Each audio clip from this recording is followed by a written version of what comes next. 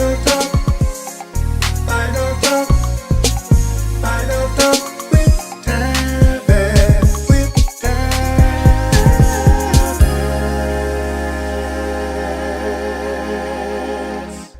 there, everybody, and welcome back to Vinyl Talk with Tavis, and I'm Tavis. If you're watching me for the first time, thank you for watching.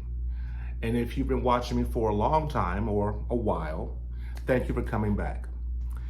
I know it's been a long time. There's been a lot of things going on in this man's life, but music has never stopped. I've always been going out buying records and just never found the time to just sit down and talk to all of you. But now I have time. My house is, or my apartment is pretty clean. And so I said, why don't I just sit down and make a video? And we're gonna talk about some good old classic R&B music. Let me tell you a little story. You know you're getting old. You know you're getting old when you're driving your car. I'm driving my car and I pull up at a stoplight, and my windows are down and I'm booming Daryl Hall and John Oates, Hall and Oates, Private Eyes. I just love Hall and Oates. That first introduction, no, no, no, no, no, no, no, no, no. No, no, no, no, no, no, no. No, no, no, no, no, no, no, no, no, no. I see you and you see me. I mean, that is just, to me, it just captures your attention. So I'm blasting that. I'm thinking I'm really doing something. Then someone comes up to me and they're booming this new music that I have no clue. Maybe it's older music, but I still had no clue. A lot of cussing, a lot of drums. And I said to myself, what's going on with music? And I've been saying this to myself for the past, I say 10 years. I don't understand. I guess we're at that age, and I speak about this often. We're at that age, if you're 50, 40, even if you're 45, maybe even if you're 40. So I'm 51. I guess I'm at that age in which the music of today means absolutely nothing to me. I don't even get it. I don't understand it. I don't even try to understand it. And I look at all of the wonderful people that we loved, or that I loved as a child, and now they're older, and I see them touring, and it's like, I'm in that reminiscing mode. And they're older, and you're older, I'm older, and I'm watching them as an older guy and watching them being an older performer, and they're not the same. And it just seems not disappointing, but it's just a sad feeling,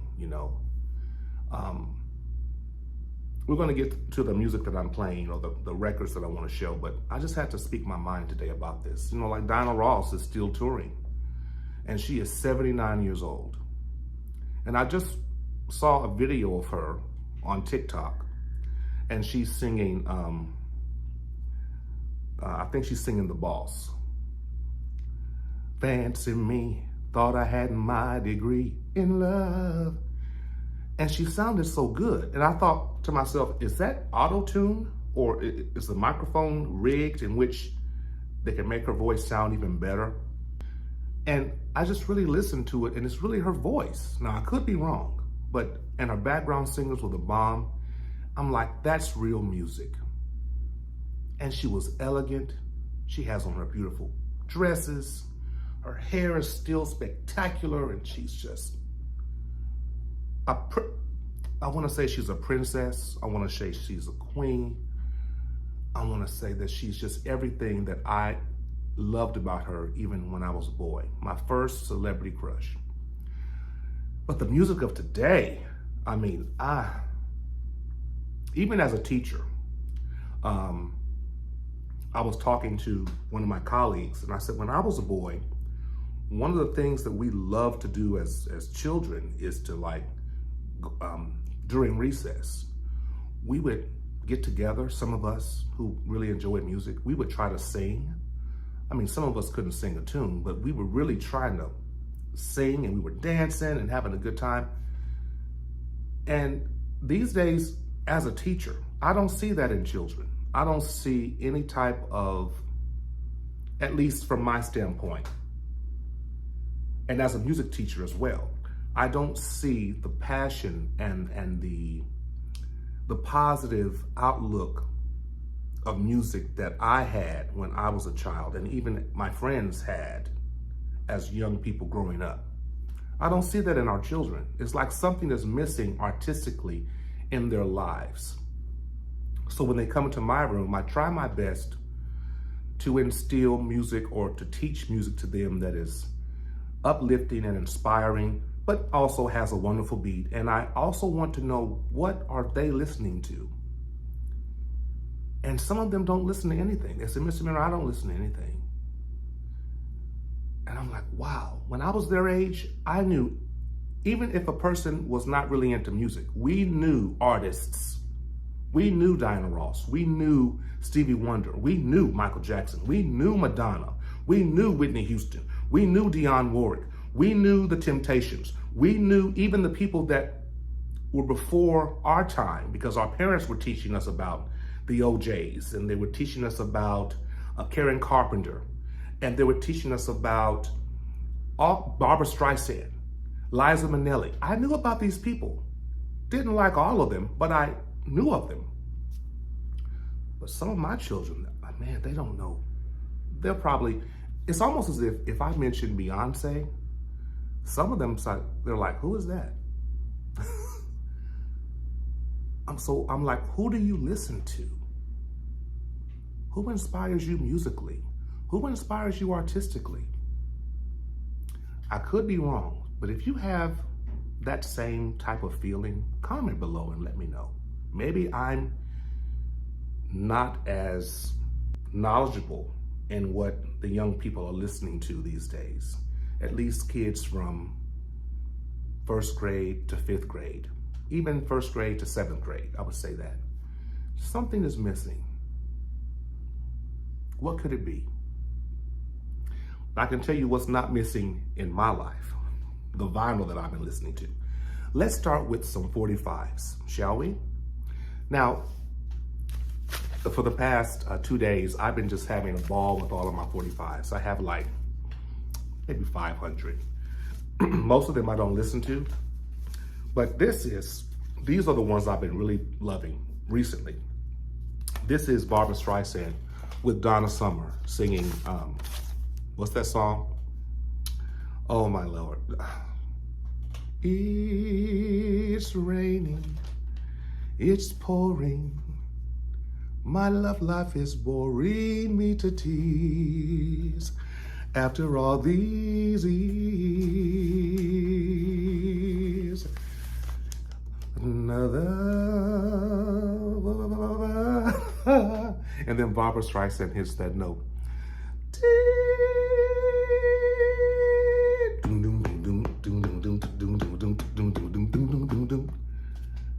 Wasn't that a beautiful song? It still, to me, it still gets me. Barbra Streisand and Donna Summer singing No More Tears, Enough is Enough.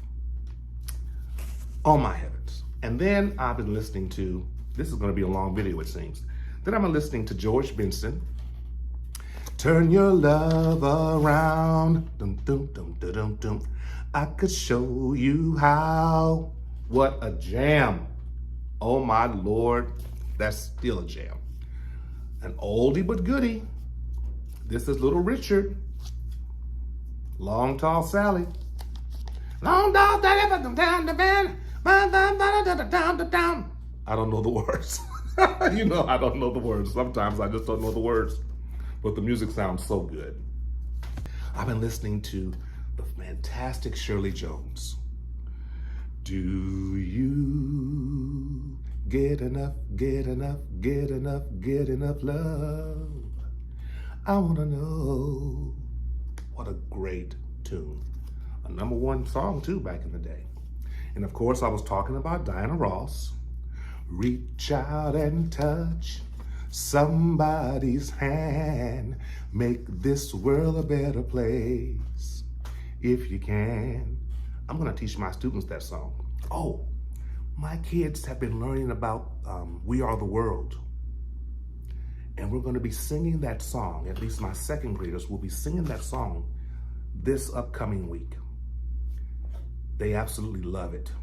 We've shortened it some. I'm gonna have one of my teachers sing with me. There comes a time when we heed a certain call. So one of my teachers are gonna sing that, which is gonna be a surprise. Then I'm gonna join in, and then my kids are gonna come in with, we are the world, we are the children. Man, it's gonna be so beautiful. What, is that music being recorded today? Is it in the pop realm of music today? No. Then I've been listening to Luther Vandross. Give me the reason to want you back, which comes from the movie Ruthless People. But this is still a jam. Ooh.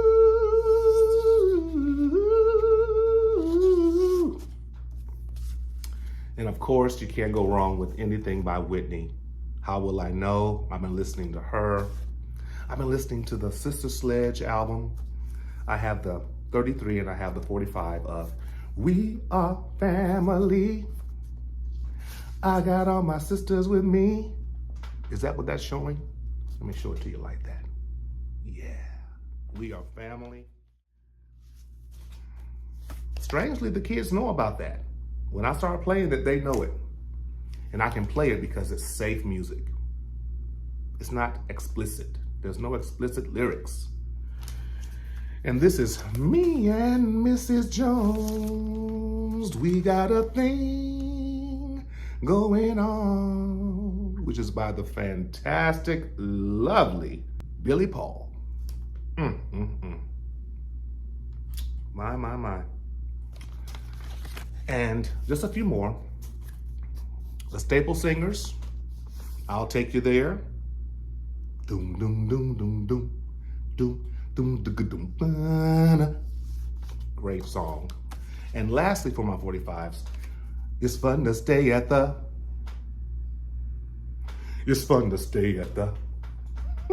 YMCA. Yes, wonderful goodies.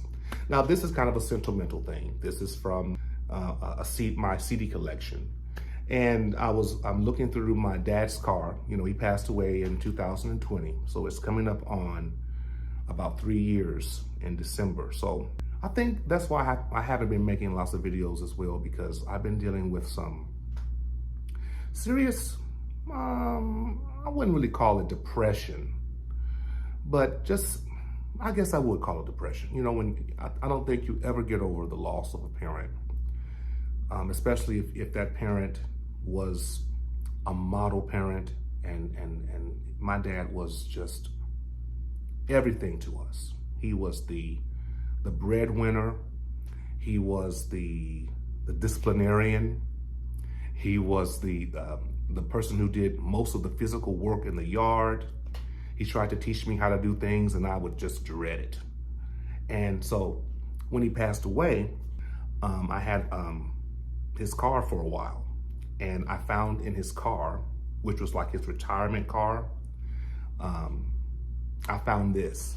And I didn't know that he had been listening to the Drifters.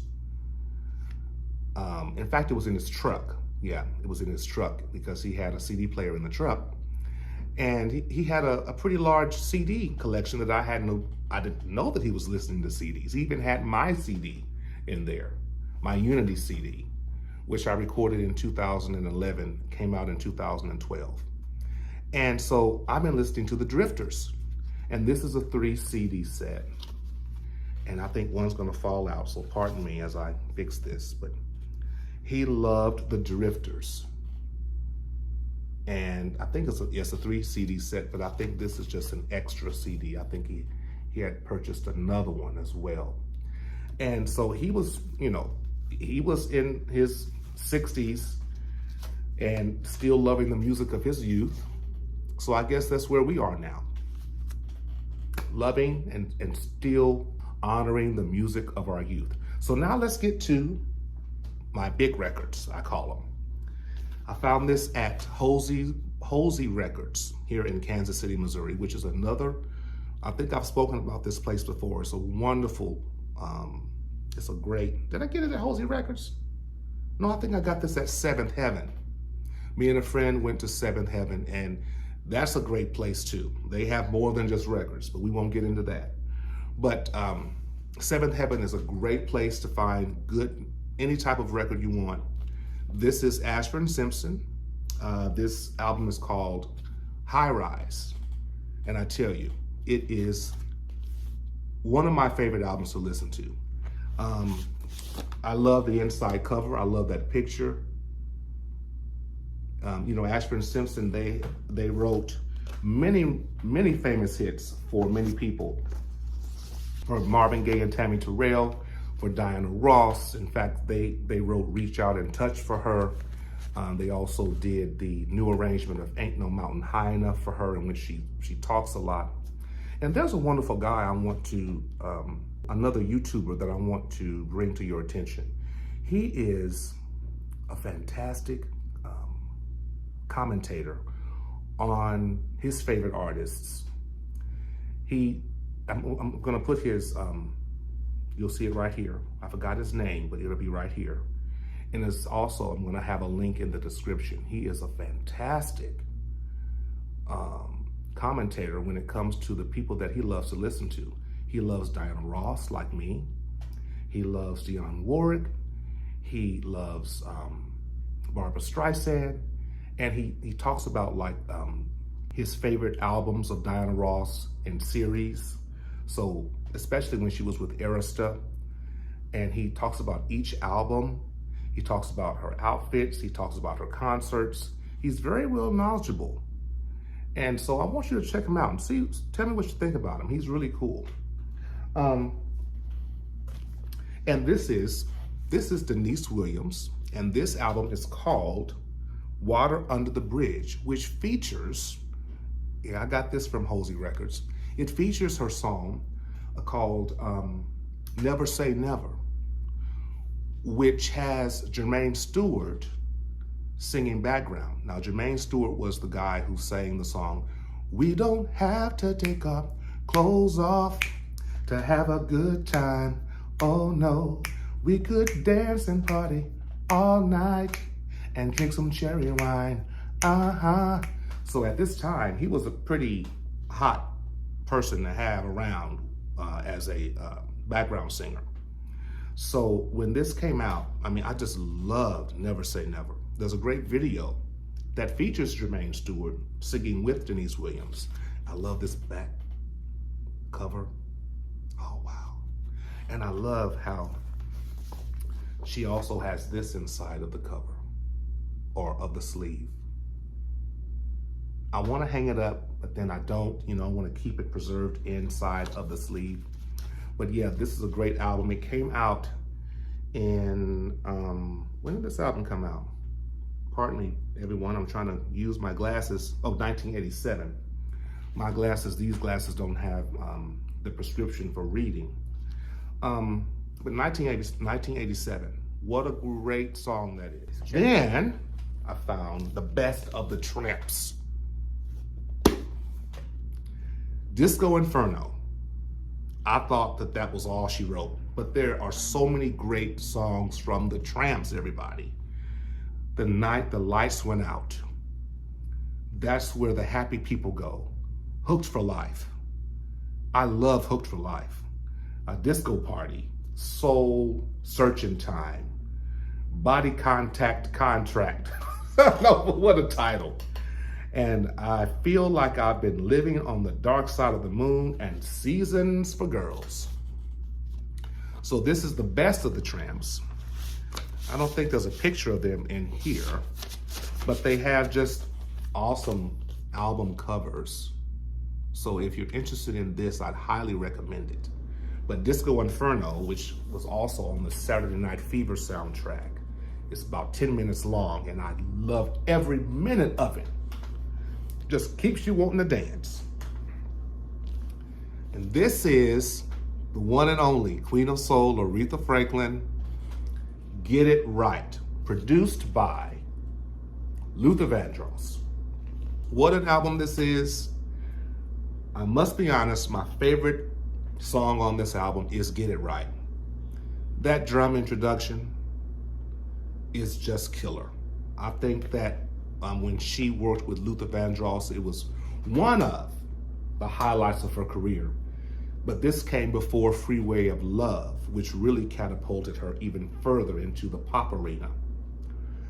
But before, in the 60s, she was, doing Respect and I've Never Loved a Man. But when she got into the 70s, that was kind of a slump, if you will. But when she got into the late 70s and the early 80s, this was 1983 on Arista, she took off like a rocket. She found good producers, which is Luther Vandross, and when she got with Michael Narda Walden, if I'm saying his name correctly, just, again, catapulted her to the stars. And I love this marvelous picture of her on the inside. Aretha Franklin, still the Queen of Soul. No one can top her when it comes to that soulful, gutsy, churchy sound that she brought to the table. And no one can duplicate that. Nobody. There's no one like Aretha. Then I've been listening to Earth, Wind, and Fire. This is called Spirit, which has the song Get Away. And one of my favorite songs on here is Get Away. That's one of the favorite songs. Actually, I must say,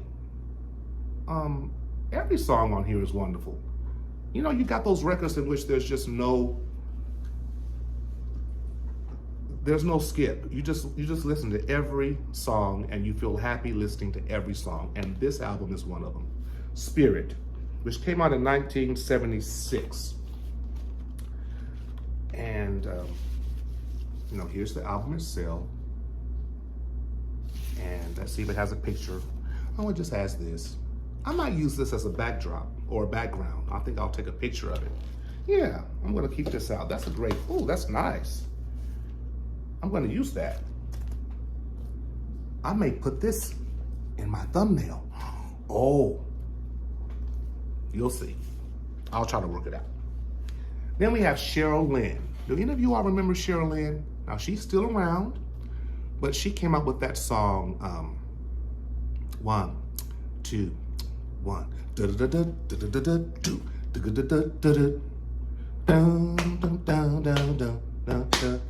you think of?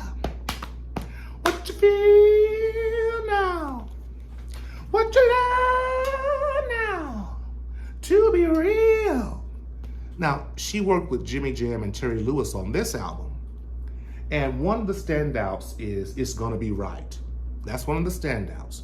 But it just didn't hit the way To Be Real did.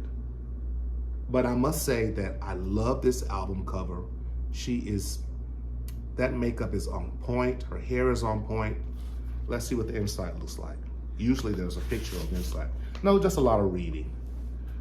The lyrics of the songs. But this is a very good album. But the cut on here has to be It's Gonna Be Right. It's a very uplifting song, very positive lyrics, which is what I thrive on. Something that's gonna make me wanna get up in the morning. And all I wanna think about is having a good day. I don't wanna hear nothing negative. I don't have time for that. Ain't nobody got time for that. Oops, and then the fantastic Diana Ross, my heavens. My boy, when you see his link, check him out. He talks about this album. He's very knowledgeable. He talks about who did the photography. He talks about how she copied Cher's hair. I mean, he knows his stuff. I'm so proud to have found this channel.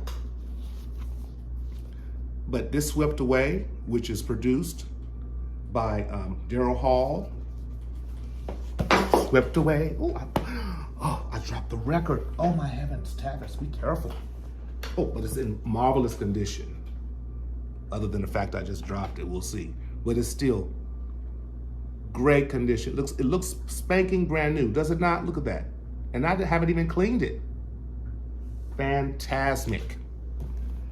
But Swept Away, written by Daryl Hall and Sarah Allen, and even Daryl Hall, you hear him in the background singing with Diana Ross, especially close to the end.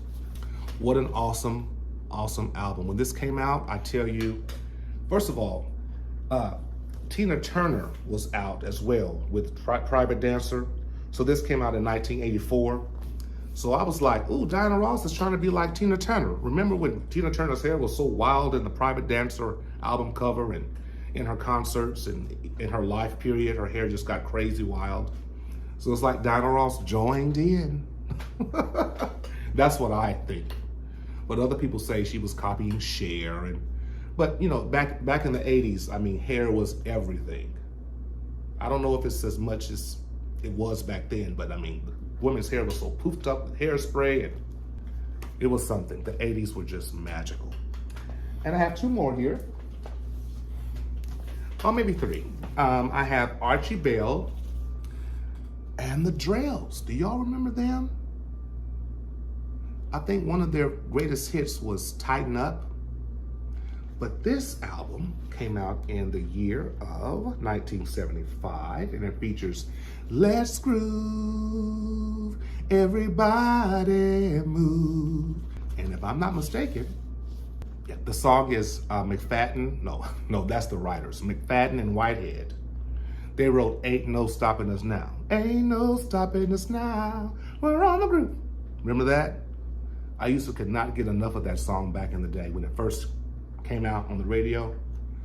And my cousins had it on 45s. I would say, please play it again, please play it again, please play it again. I loved it so much, but I think that they wrote some of the music, if not all of the songs on here. Yeah, they wrote a lot of the songs on here. And so their sound is very evident. This is a very great album by Archie Bell and the Drells. Now let's do two gospel records, okay? Now, I think I've already spoken about these, but I got them at Hosey Records, and I had sold this, and I was so glad to get it again in its shrink, and the album is still just looks phenomenal. This is Tremaine Hawkins. Oh man, I need to play this. I haven't played this yet. I'm gonna play it after this video is done. This is called The Search Is Over, and it has the wonderful tune, In the Morning Time. It has Heaven's Gate, Fall Down, The Child of the King. Just a great gospel album, very controversial at the time. They thought that she was singing the devil's music. I can't understand people these days. I can't understand people from back then, how they would think that she was singing the devil's music. Now this is like considered pretty standard gospel music. But back then, I mean, the bass and the drums were just banging, and they just criticized her to the utmost. She sang on Soul Train. She sang at the Garage, which was mostly a gay disco club. She says she's just bringing the message of Jesus Christ to the masses, and she did. Now she's like, I think she's in her 70s. She doesn't really sing as much. I don't think she's put out a record in a while, but she has left a legacy, and this is one of them. She was in, I hate to say this, she was in her prime, and she has an electrifying voice. Tremaine Hawkins, everybody. I'm sorry I keep doing that. Calm down, Tavis, I get excited. Tremaine Hawkins. And lastly, another Aretha Franklin album that I've been listening to. It's her second gospel album release, which is a double record set. This came out in 1987, if I'm not mistaken. Yep, I remember. 1987, she was reduplicating her first I don't want to say reduplicating, but she was just making another gospel record. Her first gospel album, Amazing Grace, James Cleveland, another fantastic, great gospel artist, helped her with that first album. On here, she worked with Thomas Whitfield, who passed away a few years later. She works with Mavis Staples on here. Of course, she works with her sisters. You hear Jesse Jackson do a mini sermon. Her brother does a mini sermon on here. Man, this is just, it's a classic, another classic. I don't think it's as good as Amazing Grace. It's not as good as her first gospel album, but this is still good. It's a great album to have in your collection if you are an Aretha Franklin fan and a gospel music fan, okay? So everyone, that's all I have for you today, and I'm glad that you could tune in. And as always, with music and with great classic tunes, classic artists, be inspired and stay inspired.